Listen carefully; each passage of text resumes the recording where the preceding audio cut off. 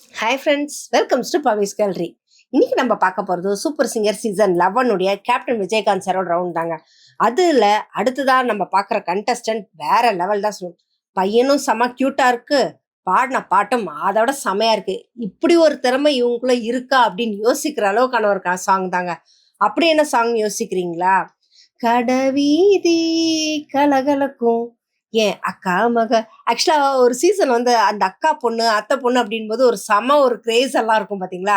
அந்த பீரியட்ல இந்த சாங் செம சூப்பர் டூப்பர் ஹிட்னு தான் சொல்லணும். அந்த சாங்கை நம்மளுடைய நிக்கில் ஸ்டேஜ்ல செமையா பாடி முடிச்சிருக்காங்க. ஏன்னா இந்த சாங்ல வர ஒவ்வொரு விஷயங்களும் ஒரு அக்கா பொண்ணு நார்மலா இல்லாம எப்படியெல்லாம் வந்து கலாய்ச்சி பாட முடியுமோ அந்த மாதிரி ஒரு கலாய்ச்சு, யாரோட அக்கா பொண்ணுடா, அண்ணனோட அக்கா பொண்ணு, அதெல்லாமே ரொம்பவே இன்ட்ரெஸ்டிங்கா இருக்குங்க. அத ஸ்டேஜ்ல அவ்வளோ அழகா பர்ஃபார்ம் பண்ணது பாடிட்டு இருக்கும்போது ஜட்ஜஸ் எல்லாருமே பாசர் அடிச்சாங்க.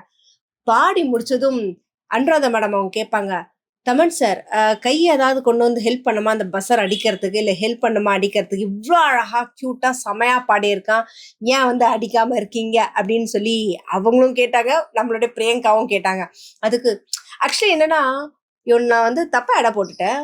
ஃபர்ஸ்ட் பார்க்கும்போது வந்து ஏதோ இவன் ரொம்ப சாஃப்டான பையன், ரொம்ப எல்லாம் இது பண்ண மாட்டான், ரொம்ப ஆவரேஜ் நார்மலா இருக்கிற பையன், கியூட்டான பையன், சாஃப்ட் அப்படின்னு நினைச்சிட்டேன்.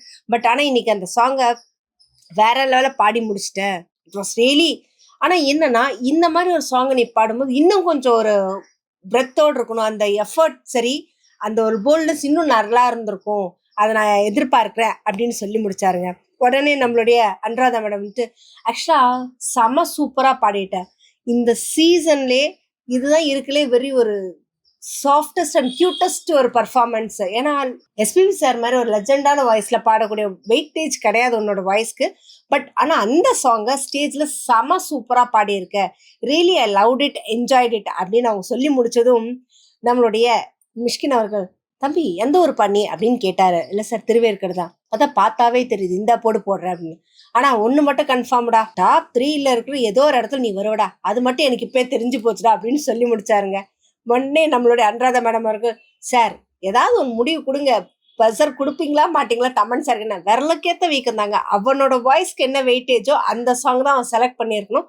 But okay, I loved it, enjoy. But அடுத்த ஒரு சாங்ல இன்னுமே நான் ஒரு பெரிய எஃபர்ட் உங்ககிட்ட இருந்து எதிர்பார்க்கிறேன். நீ கோல்டன் பஸ்ஸரே வாங்கலானோ கொங்கு டீமுக்கான கோல்டே நீ தான்டா, கியூட்டஸ்ட் பாய் அப்படின்னு சொல்லி முடிச்சாங்க. ஸோ நிக்கிலோட பர்ஃபார்மன்ஸ் நிஜமாவே செமையா இருந்தது. ஸோ இதுக்கப்புறம் அவரோட டிராவலிங் எந்த அளவுக்கு இருக்கும், என்னென்ன மாதிரி சாங் செலெக்ஷன்ஸ் பண்ண போறா அப்படின்ற பத்தின கமெண்ட்டை கமெண்ட் பாக்ஸ்ல கொடுங்க. இந்த மாதிரி இன்ட்ரெஸ்டிங்கான அப்டேட்ஸ்க்கு என்னோட சேனலை சப்ஸ்கிரைப் பண்ணிக்கோங்க. பக்கத்துல இருக்க பெல் ஐக்கானை கிளிக் பண்ணிக்கோங்க, நோட்டிஃபிகேஷன் மிஸ் பண்ணாம இருக்கிறதுக்கு.